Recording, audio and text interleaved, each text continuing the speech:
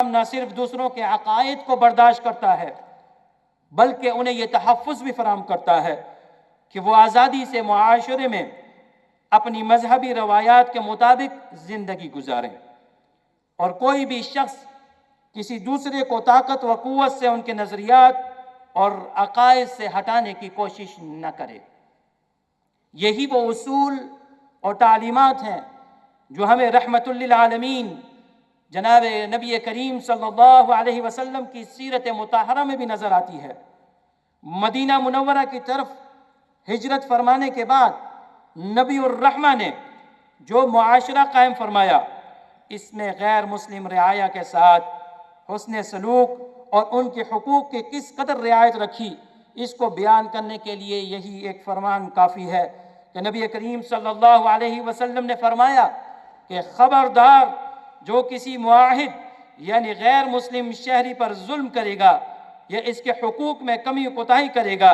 یا اس کی طاقت و قوت سے زیادہ اس سے کام لے گا یا کسی غیر مسلم شہری کی کوئی چیز بغیر اس کی اجازت کے استعمال میں لائے گا، کل قیامت کے دن میں اس غیر مسلم شہری کا حجیج یعنی وکیل بن کر اس کا بدلہ لوں گا۔ یہ حدیث مبارکہ اسلامی ریاست میں موجود غیر مسلموں کو تحفظ فراہم کرتی ہے اور ان کی اہمیت سے امت مسلمہ کو آگاہ کرتی ہے، اور ہم سب کو اس بات کا پابند بناتی ہے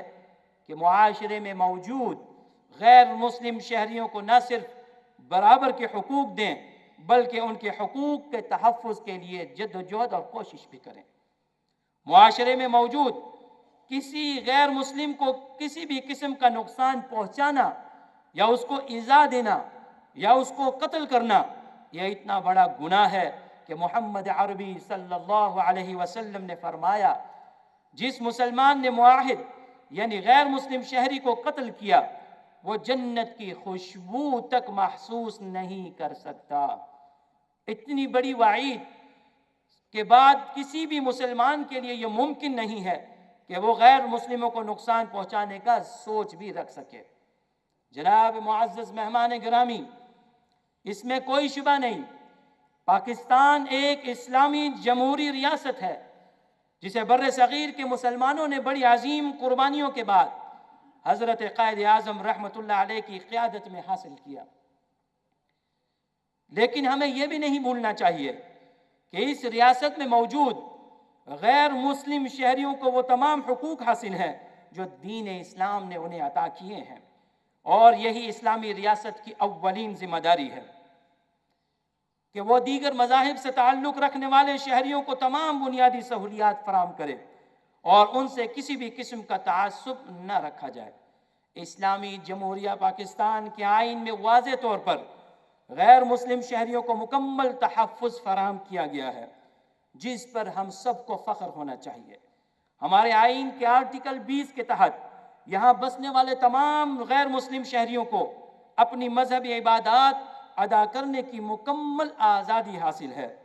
الحمدللہ اسی طرح آئین پاکستان کا آرٹیکل 22 ہم سب کو اس بات کا پابند کرتا ہے کہ غیر مسلم شہری کو زبردستی کسی مذہبی تقریب، کسی بھی عبادت میں شریک نہیں کیا جا سکتا، اور سب سے بڑھ کر آرٹیکل 34 اسلامی جمہوریہ پاکستان کو بطور ریاست اس بات کا پابند کرتا ہے کہ اس میں بسنے والے تمام غیر مسلم شہریوں اور اقلیتوں کو تحفظ دینا اور ان کے مفادات کا تحفظ کرنا اور ان کی عبادت گاہوں کا تحفظ کرنا ریاست کی ذمہ داری ہے۔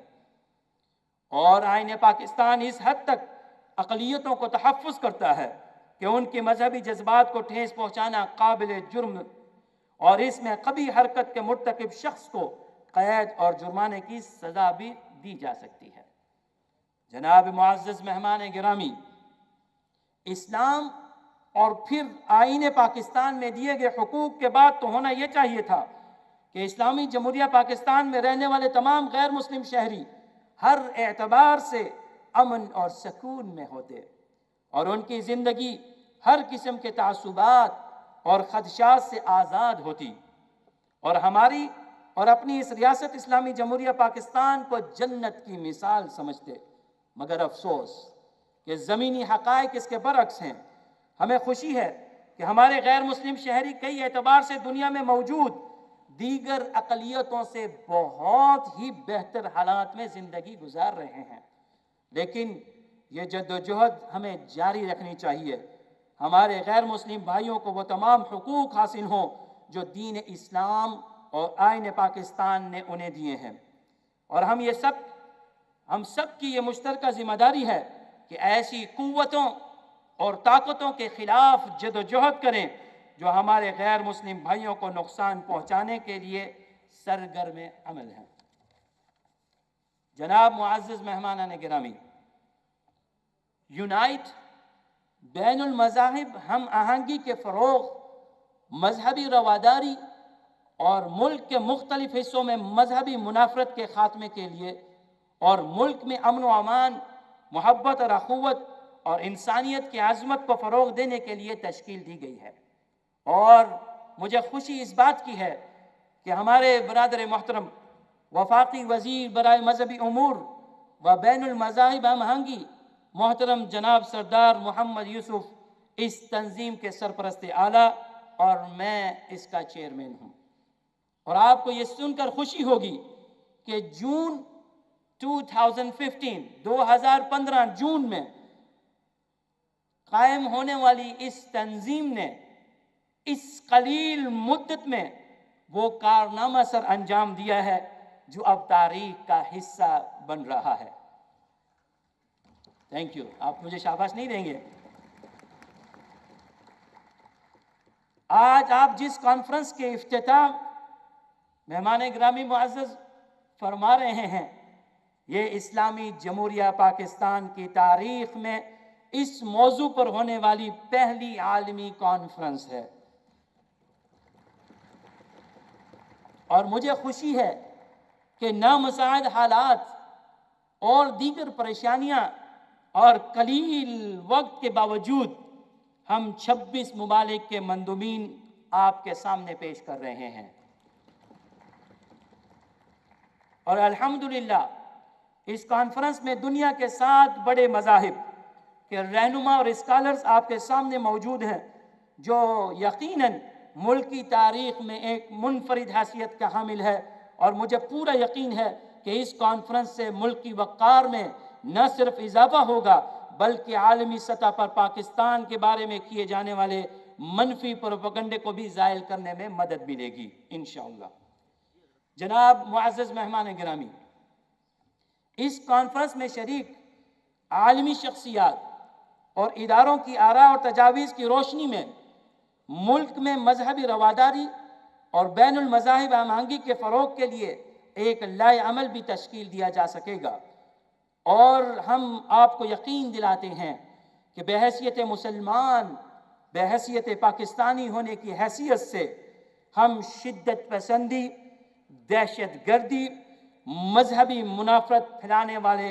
عناصر کا ڈٹ کر مقابلہ کریں گے انشاءاللہ، اور بھرپور ہماری کوشش ہوگی کہ بین الاقوامی سطح پر پاکستان اور اسلام کا امیج بہتر سے بہتر ہو سکے۔ جناب معزز مہمان گرامی، اس عظیم موقع کا فائدہ اٹھاتے ہوئے میں آپ کی خدمت میں یہ گزارش بھی پیش کرنا چاہتا ہوں کہ ہماری تنظیم یونائٹ نے یہ فیصلہ کیا ہے کہ مستقبل قریب میں انشاءاللہ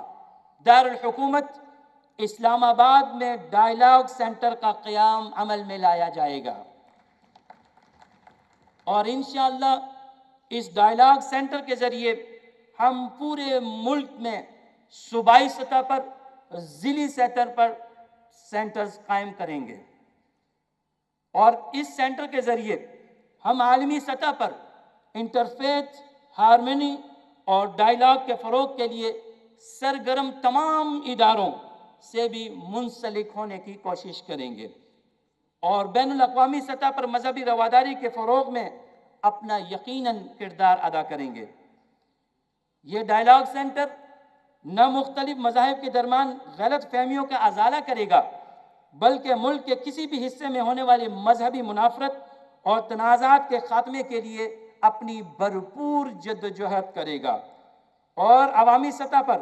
غیر مسلم شہریوں کے تحفظ کے لیے اپنا بہترین سے بہترین کردار بھی ادا کرے گا،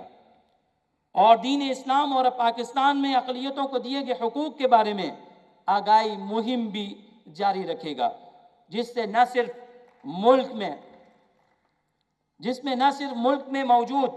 غیر مسلم شہریوں کے حقوق اور ان کی مذہبی آزادی اور ان کی جان و مال کا تحفظ بھی ہوگا، بلکہ ملک میں مذہبی رواداری کو بھی فروغ ملے گی، اور ملک میں موجود تمام مذہبی طبقات ایک دوسرے سے ہم آہنگ ہو کر ملک کی تعمیر و ترقی میں اپنی گران قدر خدمات انجام دے سکیں گے۔ جناب معزز مہمان گرامی، آج دنیا کے حالات اس بات کا تقاضا کرتے ہیں کہ محبت اور اخوت کو فروغ دیا جائے، امن اور سلامتی کے پیغام کو عام کیا جائے،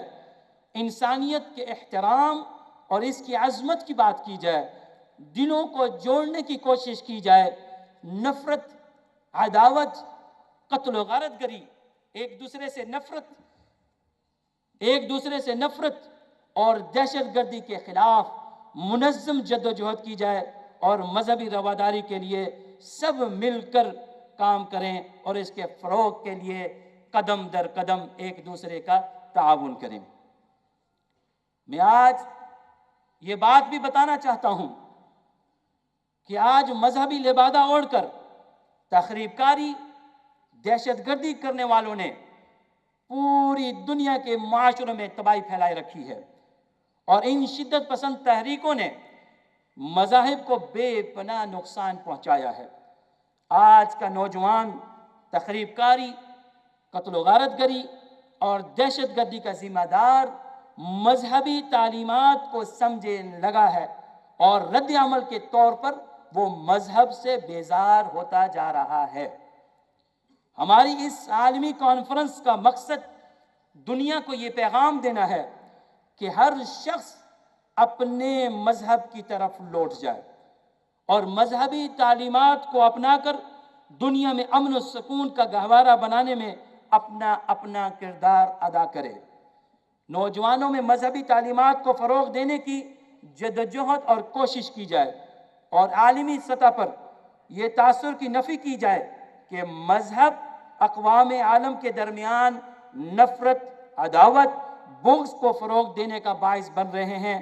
اور دہشت گردی اور شدت پسندی کا تعلق مذہبی تعلیمات سے ہے۔ اس موقع پر میں دنیا کے امن و امان تباہ کرنے والی تمام دہشت گرد تنظیموں، خصوصاً داعش، القاعدہ اور ہمارے ملک میں سرگرم تحریک طالبان پاکستان اور اس جیسے تمام شدت پسندی تنظیموں سے اپنی جماعت، اپنے علماء کی طرف سے لا تعلقی کا اعلان کرتا ہوں، اور میں ان تنظیموں سے گزارش کرتا ہوں کہ خدا را یہ قتل و غارت گری،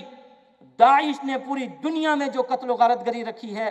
یہ اسلام کا چہرہ مسخ کرنے کی کوشش ہے، یہ اسلام کی خدمت نہیں بلکہ یہ انسانیت کا قتل ہے، اور انسانیت کا قتل کرنا گویا کہ یہ اتنا عظیم جرم ہے، اور یہ جرم بالکل غیر شرعی، غیر اخلاقی ہے۔ ہم اس کی شدید ترین مذمت کرتے ہیں، اور میں آپ کو یہ بتانا چاہتا ہوں، ایسی تنظیموں، ایسی شدت پسند تنظیموں سے، ایسے تخریب کاروں سے اسلام اور جناب نبی کریم صلی اللہ علیہ وسلم کی عمدہ تعلیمات کا کوئی بھی رتی برابر تعلق نہیں۔ ان کی سرگرمیاں اسلامی تعلیمات کے بالکل برعکس ہیں، اور خالصتاً دہشت گردی، شدت پسندی، فساد فی الارض اور تخریب کاری ہیں، اور ہمیں چاہیے کہ ہم ان کا کھل کر ان کی شدید مذمت کریں۔ اور یہی توقع میں یہاں موجود تمام معزز مہمانوں سے رکھتا ہوں کہ وہ اپنے معاشرے میں موجود ایسے عناصر اور ایسی تنظیموں کی کھل کر مذمت کریں، اور اپنے نوجوانوں کو سمجھانے کی کوشش کریں کہ وہ ان دہشت گردوں اور ان تخریب کاروں کا مذہب یا مذہبی تعلیمات سے کوئی رتی برابر ان کا تعلق نہیں۔ آخر میں ایک مرتبہ پھر میں جناب राजा ज़फ़रुल हक साहब, जनाब सरदार यूसुफ साहब, और ख़ुसूसन हमने जब राब्ता आलम इस्लामी के माली डॉक्टर अब्दुल्ला अब्दुल मोहसिन तुर्की साहब से रब्ता किया और उनसे गुजारिश की कि वो हमारी इस कॉन्फ्रेंस में शिरकत फरमाए, उन्होंने फ़ौरन इस दावत को कबूल किया। मैं अपने इस प्लेटफॉर्म से उनका खुसूसन शुक्रिया अदा करता हूँ हुकूमत पाकिस्तान की तरफ से, उलमा की तरफ से, कि उन्होंने पाकिस्तान का दौरा किया और इसमें हमें मुआवनत की और आप यहाँ पाकिस्तान तशरीफ़ लाए। आपका पाकिस्तान आना दोनों मुल्कों में अखुवत, मोहब्बत और करीब से करीब लाने के लिए अल्लाह ताला हम नेक शगुन साबित हो। और आपसे गुजारिश है कि इस तरह के दौरे आप बार बार फरमाएं। इंशाअल्लाह हुकूमत पाकिस्तान और उलमा आपके लिए हम दरवाज़े खोलेंगे, इंशाअल्लाह आपके लिए हम पलके बिछाएंगे। आखिर में एक बार फिर मैं अपने तमाम डेलीगेशन आए हैं और ख़ुसूसन जनाब वफाकी वज़ीर मज़हबी उमूर जनाब सरदार मोहम्मद यूसुफ साहब का, वाकई इनकी बड़ी कोशिशें हैं, दिन रात इन्होंने कोशिशें की हैं डेलीगेशन को बुलाना। उनके वीज़े वज़ारत दाखिला ने, सेक्रेटरी मज़हबी उमूर मिर्ज़ा सुहेल आमिर ने और वफाकी सेक्रेटरी दाखिला ने हमसे भरपूर तावन किया। हालांकि वीज़े 2-2, 3-3 महीनों में लगते हैं, मगर दिन रात मेहनत से और इनकी खसूसी तवज्जो से आप ये जानकर हैरान होंगे कि हमने सिर्फ 15 दिन में ये वीज़े हासिल किए। और ये अजीम गुलदस्ता जनाब सरदार यूसुफ साहब की मेहनत और छोटी सी मेरी मेहनत से है। अल्लाह तबारक व तआला से दुआ है, अल्लाह तबारक व तआला हमारी इस कॉन्फ्रेंस को उस अजीम मकासद के करीब तर कर दे और इस कॉन्फ्रेंस को मुल्क व कौम के लिए नाफ़े बनाए। व आखिर